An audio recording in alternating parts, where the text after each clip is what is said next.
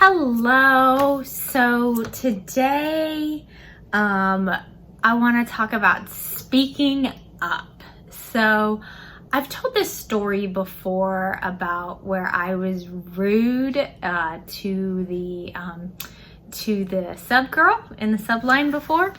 I'd had a really bad day, and so I was just not nice to the woman who was making my sub.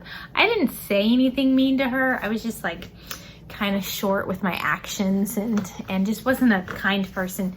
And right near the end of my time dealing with the sub girl, I looked down and noticed that I had my church name tag on, and I felt really bad about the way I had acted. And so ever since then, I've really been really trying to notice when I'm out in public that you should do this all the time, but that I am an ambassador for Christ, and the way that I act informs people, whether I have my name tag on or not, what a Christian is all about.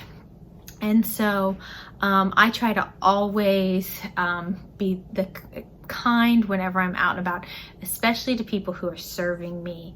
And so so the next layer to that is then speaking up when I see somebody behaving the way I behaved that day. And so there's a couple layers to that, because I also don't want to get in a fight with somebody. So so sometimes when you're checking out at the grocery store, you might get a person who kind of turns around to you and grumbles about the cashier or the person in front of them who's taking a long time or something, and they want to engage you in negative conversation about that person. And so I always try very hard to be positive. And if they say, gosh, it's taking so long, or can you believe what that person's doing, instead of just not saying anything at all or just shaking my head or agreeing, I try to say, oh, well, you know, I'm not really in a big hurry, or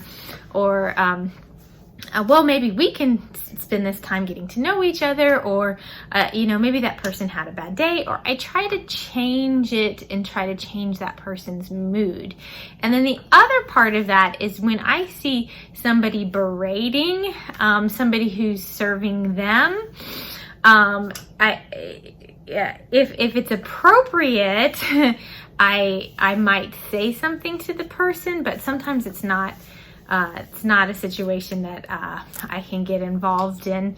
But I always, when that situation is over, I always make a point to speak to the person who's been berated, and to say that I see you, and I know that your job is difficult.